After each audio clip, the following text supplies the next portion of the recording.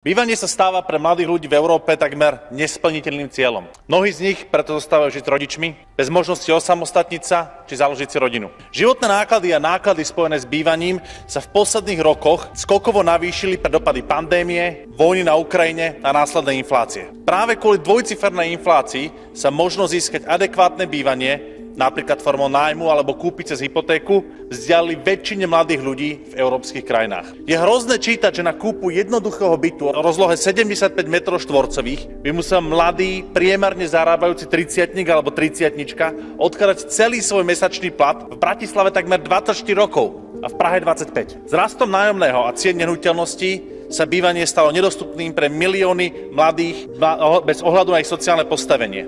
Musíme sa preto zamyslieť, akú budúcnosť im chceme ponúknuť. Ja verím, že budúcnosť, ktorej samostatné bývanie je opäť dosiahnuteľným cieľom pre všetkých mladých Európanov. Tak, aby dostali rovnakú možnosť mať svoj domov, ako ich predošlé generácie, vrátane tej mojej. Ďakujem.